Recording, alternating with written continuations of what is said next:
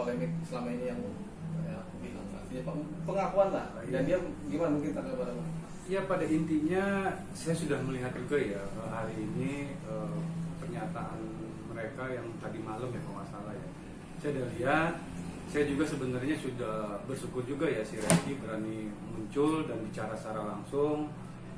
Tapi di statement mereka itu ada beberapa hal yang harus saya luruskan juga gitu. Karena pernyataan mereka itu tidak sesuai dengan apa yang saya alami pada saat pertemuan.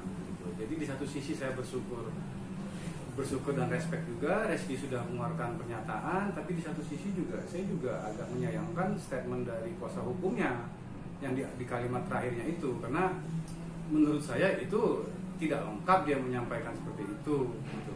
Jadi itu yang saya harus klarifikasi juga supaya tidak menimbulkan lagi persepsi negatif kepada pihak kita. Bang, ini kabarnya bukannya katanya dari pihak mana dari awal udah mau tes DNA gitu, tapi katanya dari pihak abang sendiri meminta ada persyaratan yang itu mungkin membuat memberatkan mereka. Kalau dari pernyataan mereka mau DNA, kita kilas balik ke belakang. Dari awal itu yang selalu meminta DNA itu adalah kita. Tapi kan selalu jawaban mereka itu di awal-awal pertama kuasa hukumnya mengatakan tidak kenal. Lalu berubah lagi menjadi tidak ada hubungan hukum.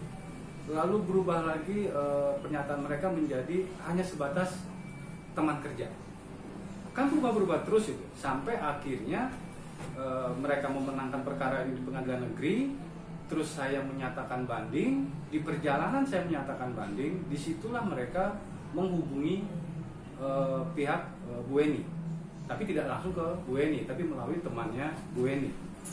Pertemuan pertama itu juga dari pihak kuasa hukumnya Reski itu mengatakan pertemuan ini hanya pertemanan. Jadi bicaranya hanya bicara pertemanan, tidak bicara mengenai perkara. Di situ pun juga Bu Eni juga sudah menginformasikan ke saya bahwa dia diajak ketemu oleh pihak kuasa hukum Reski untuk bertemu hanya sekedar teman. Saya jawab silakan saja ketemu, nggak ada masalah sebenarnya gitu. Akhirnya ketemulah di situ. Ini ketemu di pertemuan pertama mereka. Ternyata di pertemuan itu mereka membicarakan permasalahan perkara ini. Dan di situ juga ada permintaan dari kuasa hukumnya Reski bahwa pertemuan mereka itu untuk membicarakan kesepakatan perdamaian. Tapi pihak kuasa hukum Reski itu meminta supaya tidak melibatkan kuasa hukum dari Bu Eni. Di situ Bu Eni mengatakan dia tidak mau kalau tidak dilibatkan kuasa hukumnya. Akhirnya terjadi kesepakatan di situ bahwa kuasa hukum Reski menyetujui untuk hadir dari perwakilan kuasa hukum dari Bu Eni. Disitulah terjadi pertemuan kedua. Nah, di pertemuan kedua itu disitulah saya hadir. Saya hadir di situ dan saya juga ada berkata sama Bu Eni, Bu, kita nanti hanya dengarkan dulu apa yang mereka tawarkan ke kita. Jadi kita tidak menjawab, kita hanya mendengarkan saja. Begitu saya sampai di tempatnya kuasa hukumnya si Reski di daerah Bintaro, ketemu, kita ngobrol-ngobrol dulu. Setelah ngobrol barulah kita masuk ke pokok perkara, masalah pembicaraan perdamaian. Dalam pembicaraan itu memang benar kita berbicara masalah tes DNA, tapi jangan lupa itu hanya sepotong.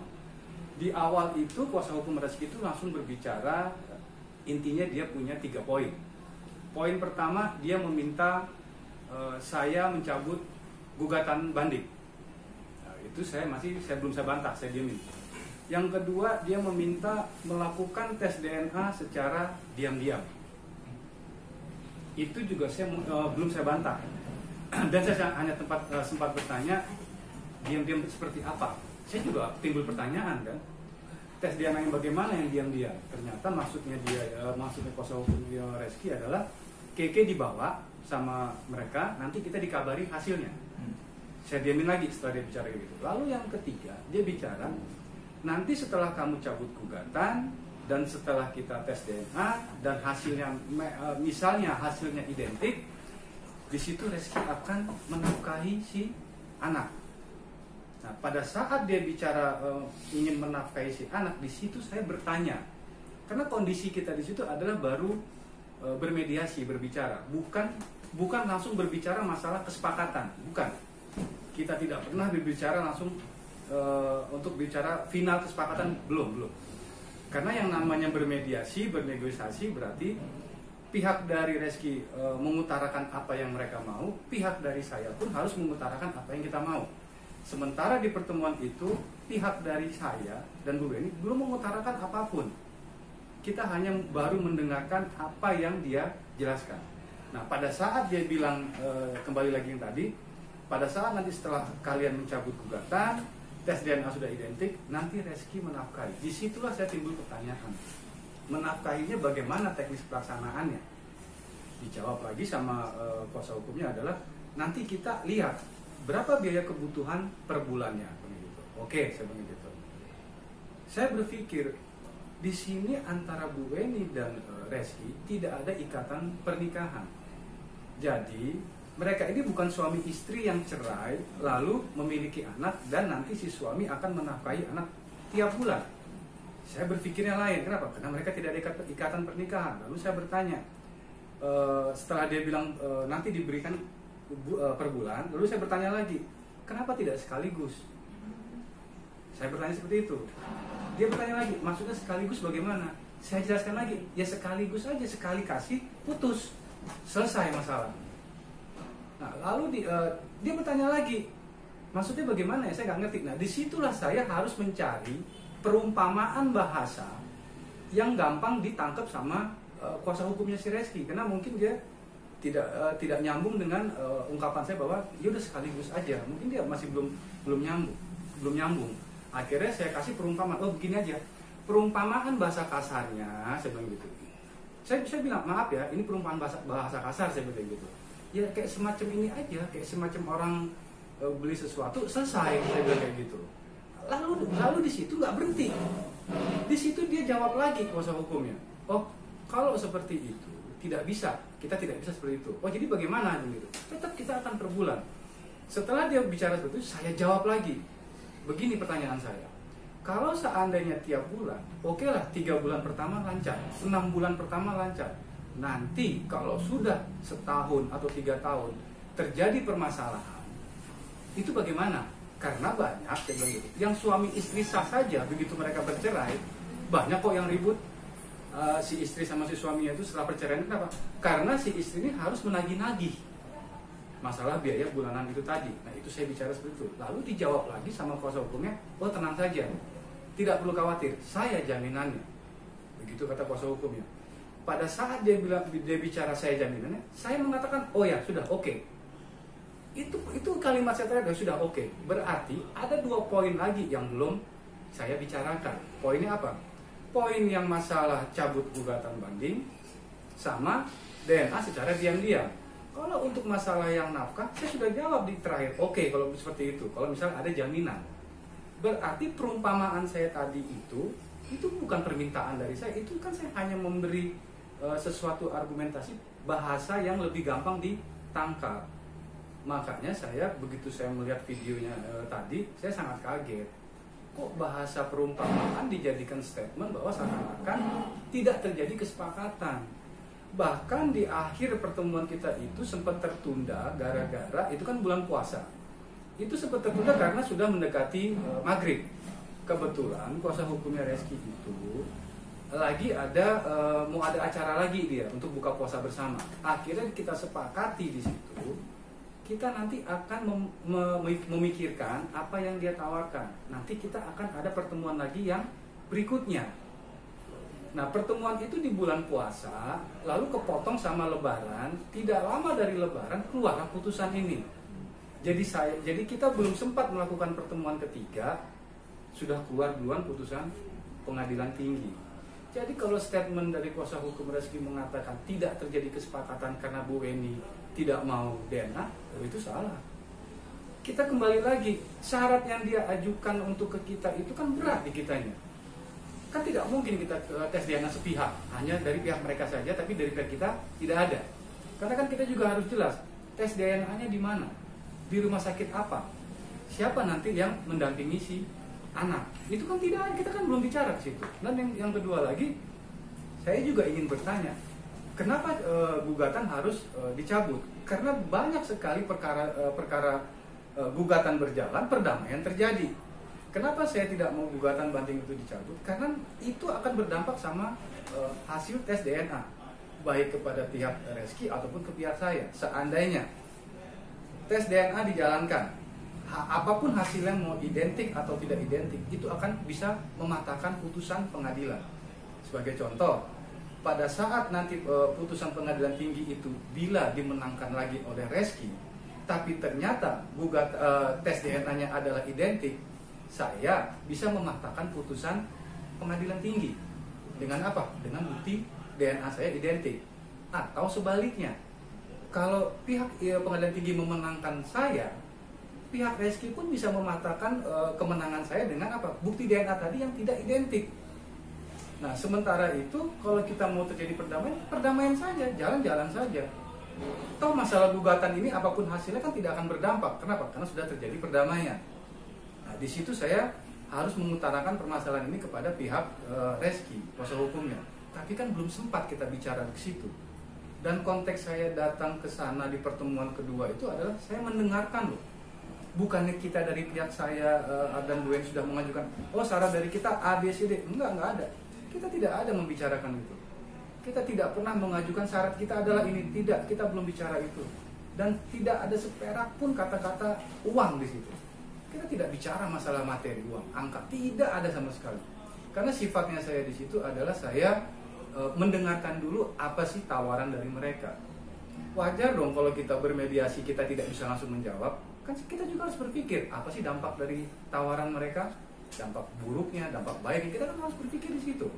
Makanya saya sangat menyayangkan kenapa statement Reski yang sudah bagus bersedia untuk melakukan tes DNA tapi dicederai dengan statement yang terakhir. Jadi seakan-akan permasalahan ini kembali lagi ke pihak saya dan Bu Eni yang tidak mau melaksanakan DNA dan mengajukan syarat itu tadi dengan bahasa perumpamaan itu tadi. Itu yang sangat disayangkan gitu. Seharusnya kita ini sebagai kuasa hukum dari kedua belah pihak, kita ini harusnya sama-sama menenangkan pihak, baik dari kuasa hukumnya Reski menenangkan Reski, saya kuasa hukum sebagai si Weni menenangkan si Weni, supaya apa? Supaya proses perdamaian ini cepat terjadi. Tapi dengan adanya statement terakhir itu, justru ini saya lihat ini akan menjadi bola panas yang baru.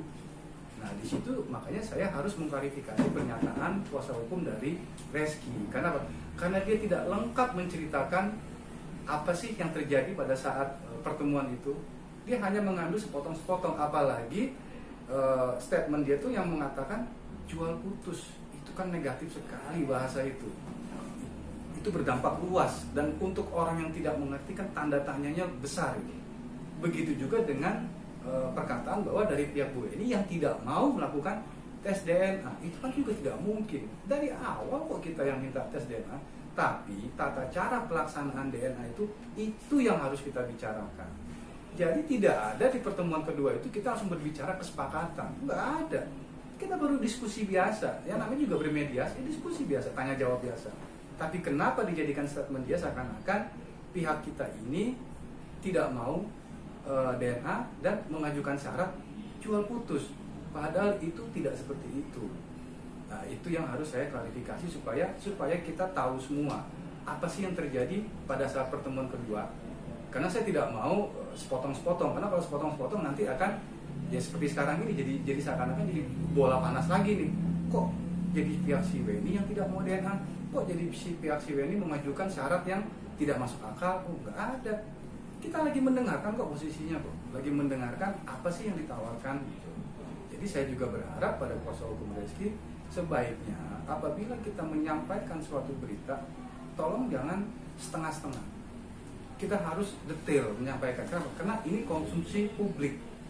Jadi kita tidak bisa setengah-setengah, kita harus menyampaikan secara detail supaya tidak ada pemikiran negatif lagi di sini. Toh tujuan kita juga sama kok. Kita pengen mendamaikan masalah ini, pengen meredakan masalah ini karena menyangkut masalah anak.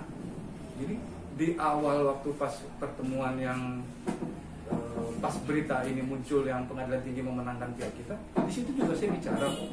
Saya meminta bahwa kedua belah pihak menerima dengan lapang dada. Di situ saya sudah menyampaikan tinggalkan semua, kita lihat ke depan, kita selesaikan masalah ini. Tapi kenapa pada saat mereka mengeluarkan pernyataan ada statement yang menurut saya tidak baik, artinya itu yang disampaikan oleh mereka, jadi bias, jadi kemana-mana, jadi orang punya pemikiran itu bercabang dengan statement itu. Nah makanya saya harus menyampaikan klarifikasi ini supaya apa? Supaya tidak ada lagi pemikiran negatif atau ada pemikiran yang aneh-aneh lagi. Tidak ada, karena tujuan kita adalah kita mau tes DNA. Jadi tidak ada kalau yang dari pihak kita tidak mau DNA, oh nggak ada. Atau tidak ada juga permintaan dari kita, oh ini harus jual putus, tidak ada. Itu kita lagi bicara kok.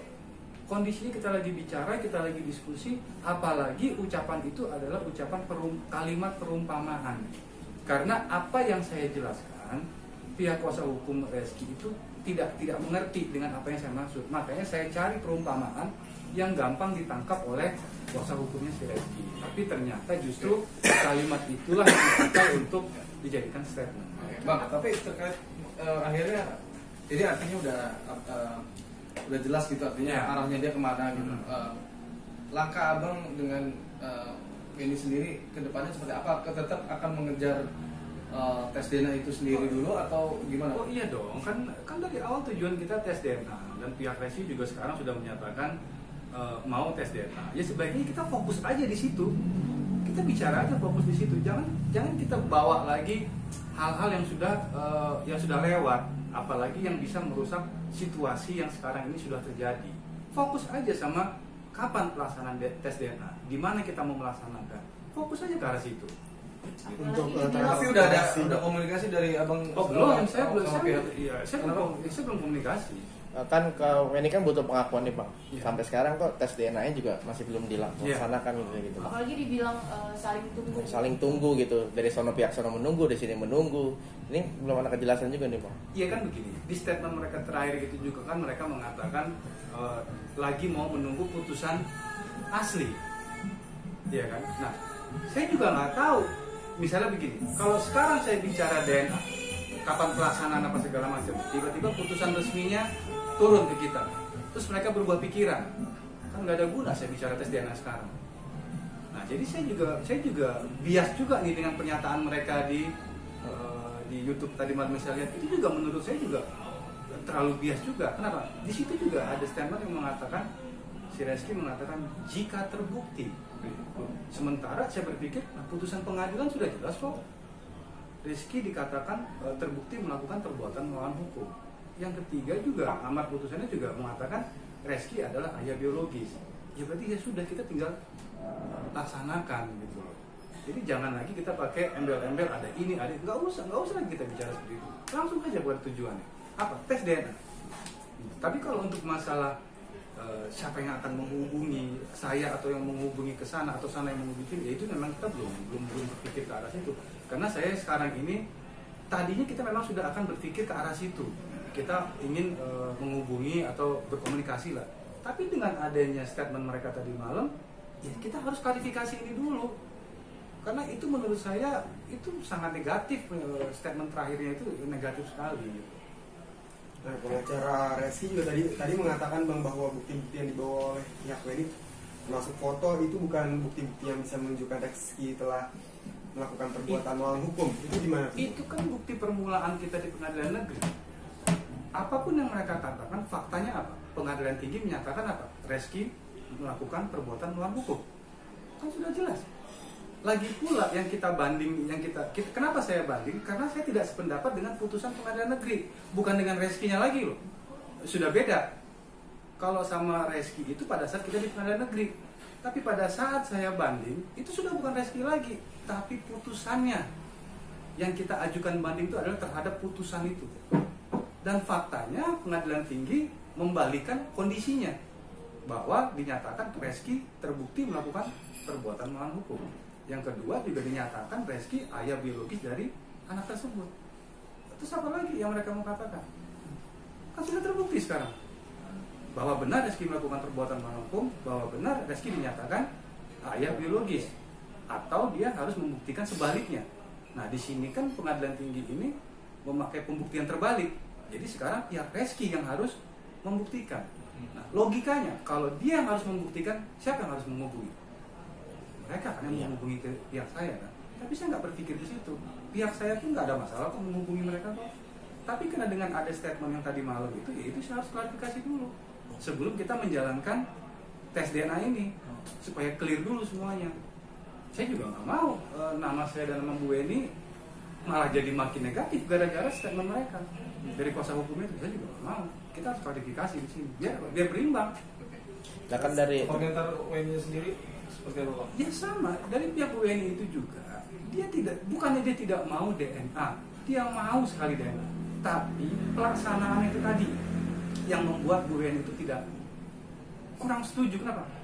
Kan sepihak tes DNA-nya.